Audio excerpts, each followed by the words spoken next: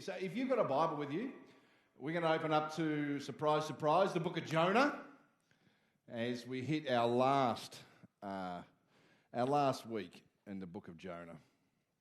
So if you've got a Bible, if you want to open up to Jonah chapter 4. Now, the hero's journey is a well-used storytelling template or device.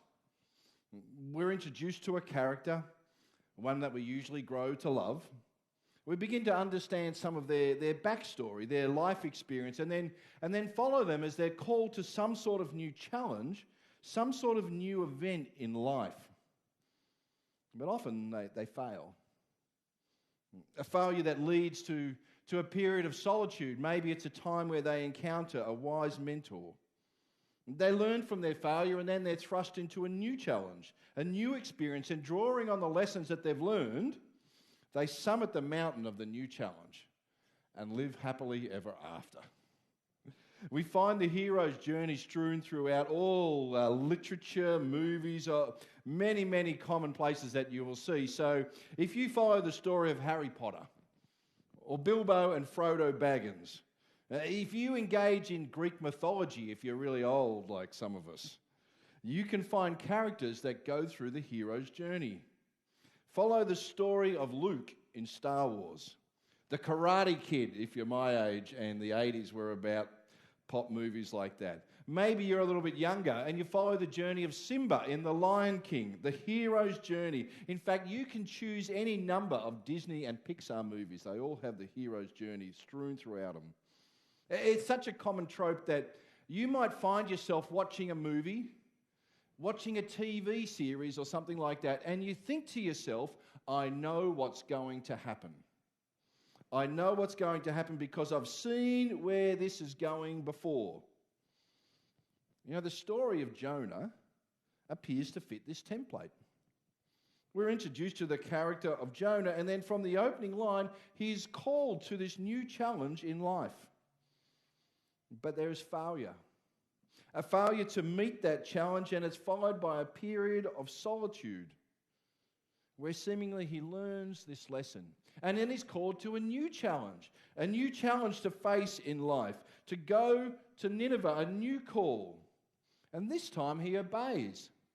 And the city is changed, the city is transformed, and so that all that remains to happen is for him to return home, the conquering hero, and live happily ever after.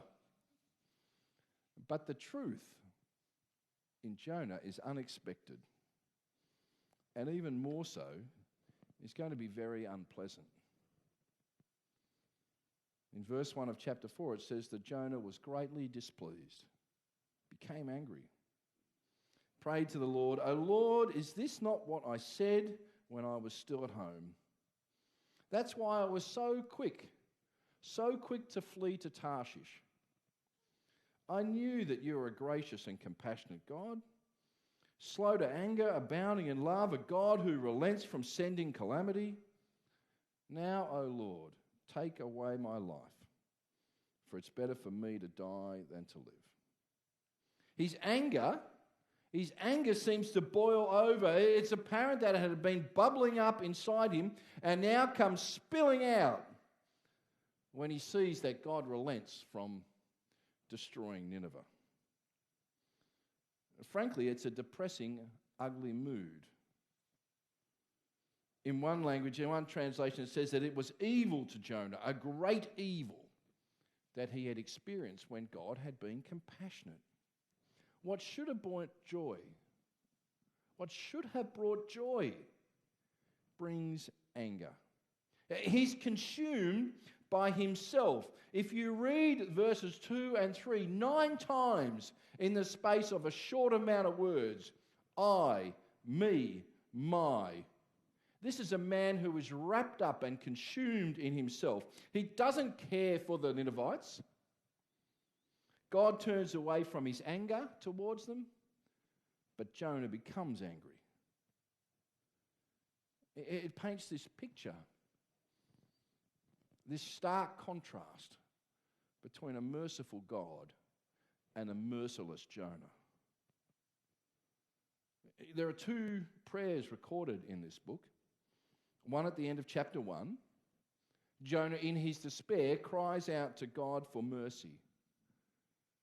And this one that we read here in chapter 4, where he bitterly complains to God for showing mercy. O Lord, is this not what I said when I was still at home? That is why I was so quick to flee to Tarshish. I knew that you're a gracious and compassionate God.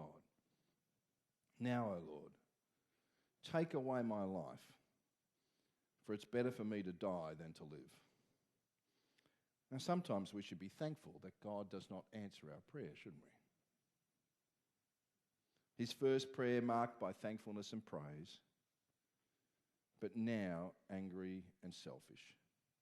You've forgiven the Ninevites. That's what I was afraid of. You're gracious and compassionate. Now understand that Jonah was very happy for God to be gracious and compassionate, as long as it was towards himself, as long as it was towards his people, but no grace and compassion to those people. Us, fine. Them, not so good. I know that God is slow to anger, but God, I want you to speed up your anger towards them. Show your anger towards them. And now he desires to die because of God's grace and compassion. He benefited from them, but now he wants to turn in on them. It's almost like he's so caught up in himself that he fails to see the incongruity of his prayers. He doesn't see the irony. He doesn't see the hypocrisy in them. He prefers death to life. He hit rock bottom in chapter 1. Now he becomes, in a sense, irrational. Do you get a sense of Jonah's state of mind at this time? Do you get a sense of kind of how he's feeling, the things that are kind of flooding into his head? The anger, the resentment? I don't know about you, but I notice that whenever I'm in that space, it's very difficult to listen. It's very difficult to learn when our head is consumed with anger and resentment. It's almost like the louder of the complaints that come from our tongue, the deafer that we are with our ears. But sometimes, in that space, there are events of life that confront us. Circumstances that almost like overwhelm maybe the message that we're hearing, that we're trying to kind of like a 2-year-old. No, I'm not trying to hear. But there are things that confront us and reveal the deep ugliness that we want to hide. The inner parts of ourselves that we never want to show anybody. How do we learn in that time? Well, welcome to Jonah's life, because this is his experience of his life. God replies to his prayer. Have you any right to be angry? Jonah packs up his bat and ball like a child. He says he goes out and sat down at a place east of the city, makes himself a shelter, sits in the shade, and waits to see what will happen to the city. It tells us the Lord provided a vine, made it grow up over Jonah to give him shade for his head, to ease his discomfort from the hot sun. Jonah's happy about that. But at dawn the next day, God provides a worm, a very hungry worm, which chews the vine, so the vine withers. When the sun rises now, there comes a God-sent scorching east wind. The sun blazes on his head. He grows faint. He wants to die. It would be better for me to die than live. After hearing the bitterness of Jonah, God doesn't ask him why he's angry. Frankly, I think God already knows. But he asks him a more important question. Kind of, those questions that sort of get deep into us and start to penetrate our being. He says, do you have any right to be angry? Well, Jonah's got nothing to say to that. There's not a simple answer, so away he walks, departs eastward, finds a place to sit on the side of a hill and look at the city. Maybe he waits to see if God will turn around and destroy the city. He'll reconsider his position, waiting for some sort of meteor to emerge from the sky and obliterate it. But it tells us that while he was waiting, God provides a vine.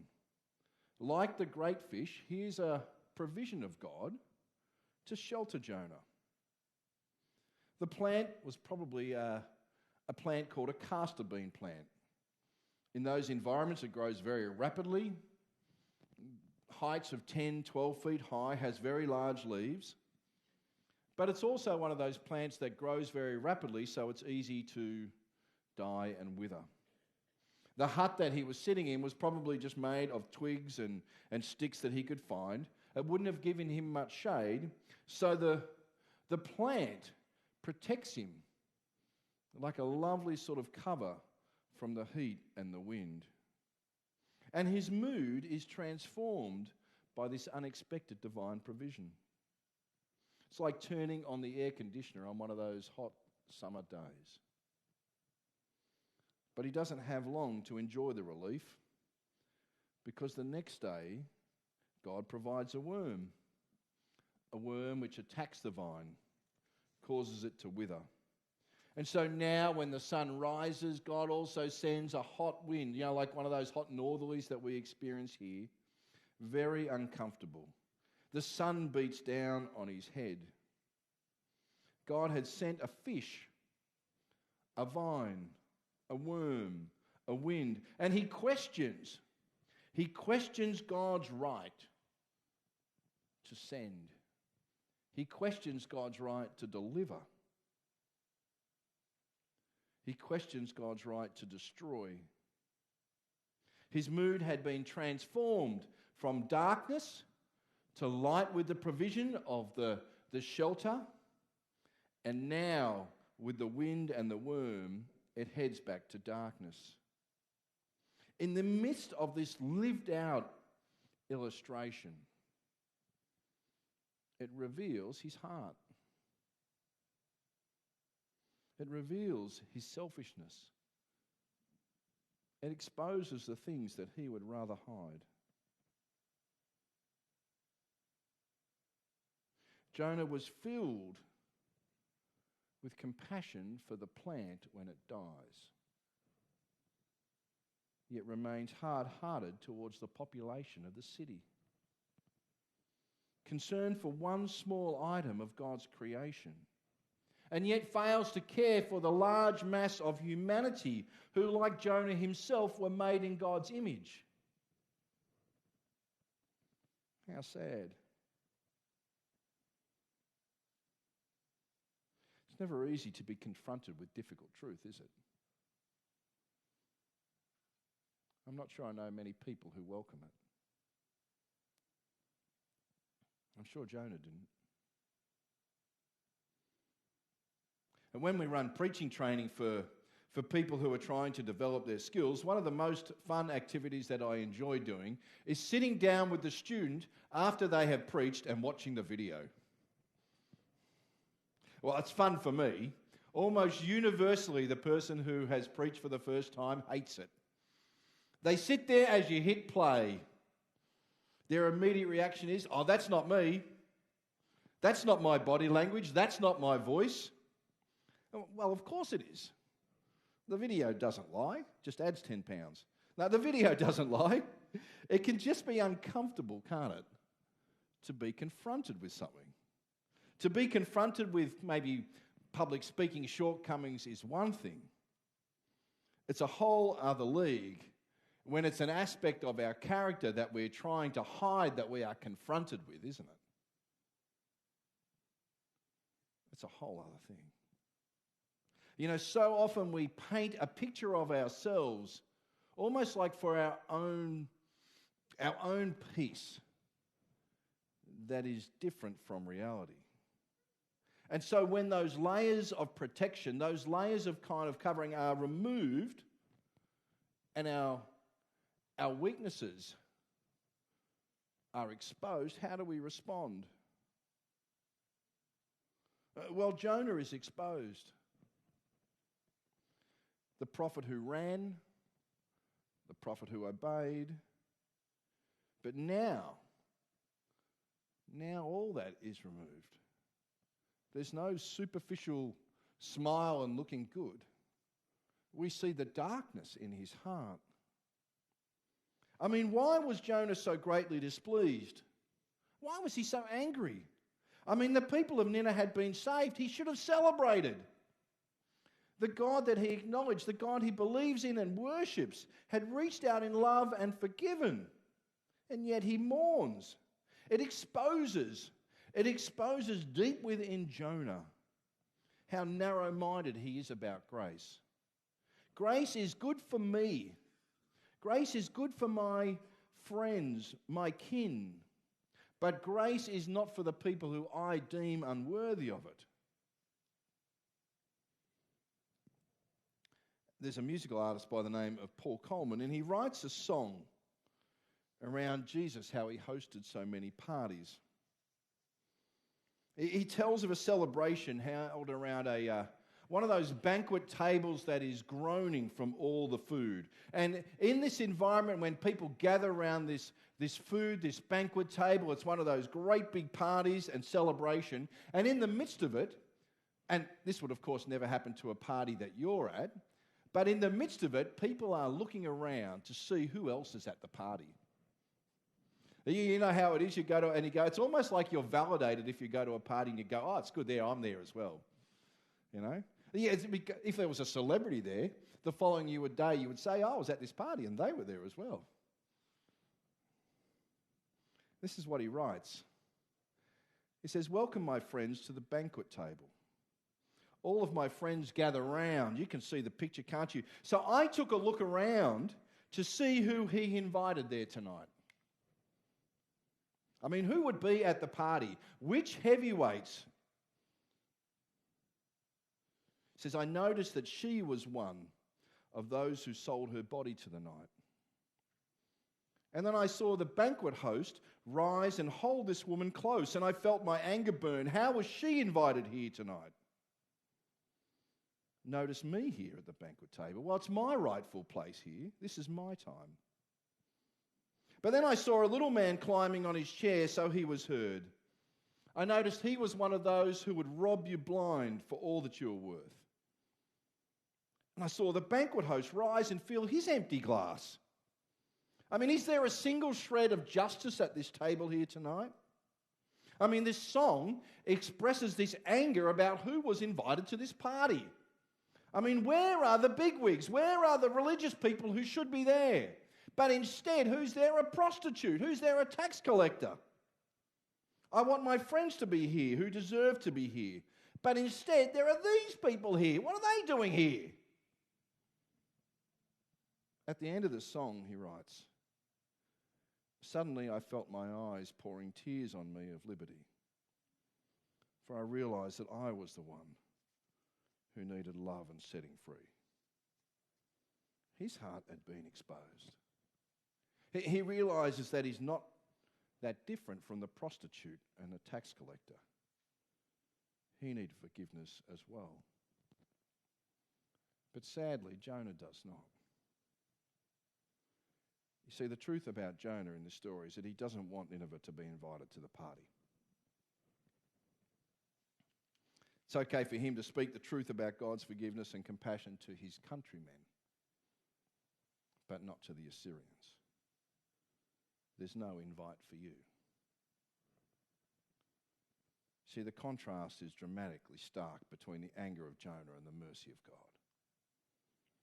From the beginning of this book, God's love for all of creation is clear. In chapter 1, Jonah had tried to avoid it, tried to run away from delivering this warning to the Assyrians. He was convinced that they would be pardoned, convinced because he knows the character of God, the God that is gracious and compassionate, slow to anger. That's the nature of God. God was compassionate and merciful to the sailors in the Mediterranean Sea. God was merciful to Jonah. God was merciful to Nineveh. You know, when the Bible talks about how God loves the world, it's not fudging the information. It's not stretching the truth.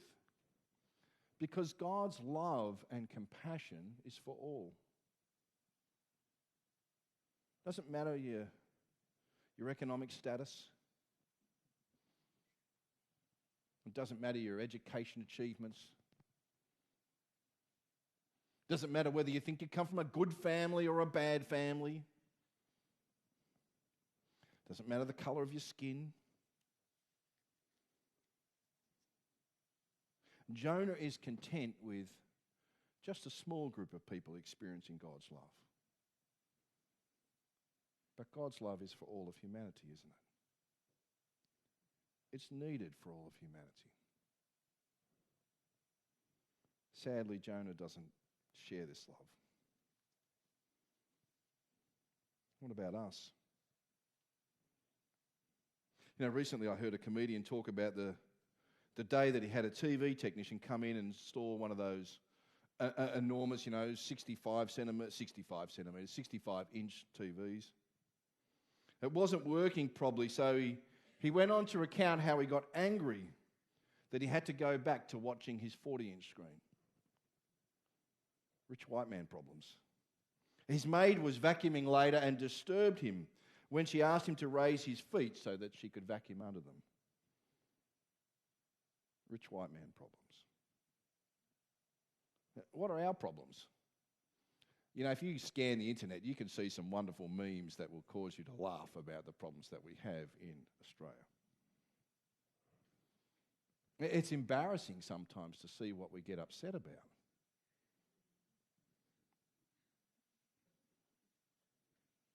What a tragedy it is, isn't it? What a tragedy it is when we care more for comforts than for God's mission, God's love for humanity. A world that does not know the love of God. Not just overseas, but in our own neighbourhoods, with our family members, our work colleagues, our social friends. And yet it's easy to complain about things that don't seem so significant.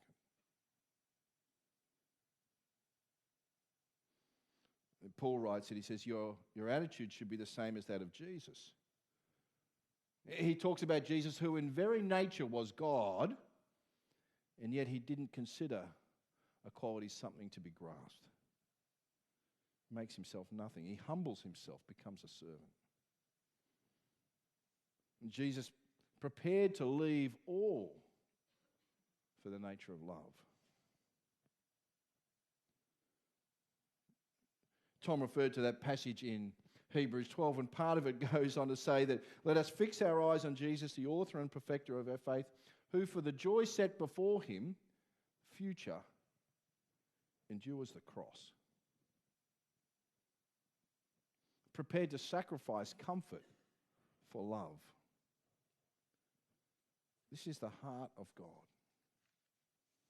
This is the mercy of God. The author Donald Baker paraphrases God's response to Jonah this way. He says, let's analyse this anger of yours, Jonah. It represents your concern over your beloved plant.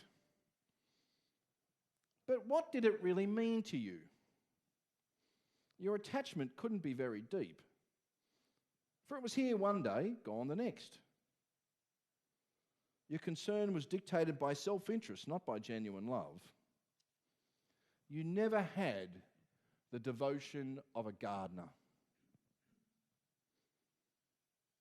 If you feel as bad as you do, what would you expect a gardener to feel like? One who had tended the plant, watched it grow, only to see it wither and die. This is how I feel about Nineveh, only much more so. All those people, all those animals, I made them. I have cherished them all these years. Nineveh has cost me no end of effort, and it means the world to me. Your pain is nothing compared to mine when I contemplate their destruction.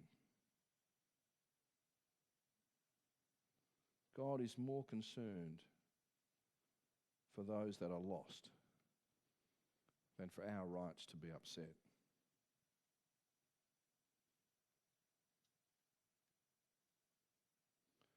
Now, God is merciful, slow to anger, filled with compassion. And Jesus lives out that truth. He embodies that in life, comes to earth, dies on a cross,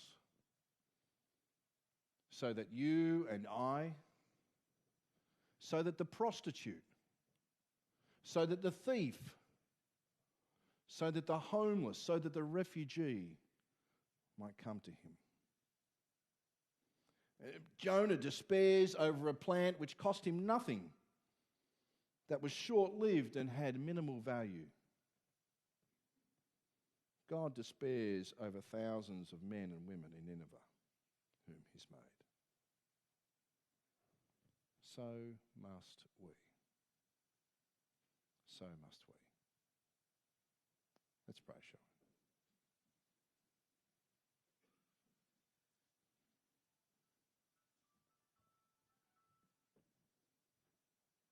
For our God, although we don't live in Nineveh, we have Nineveh all around us.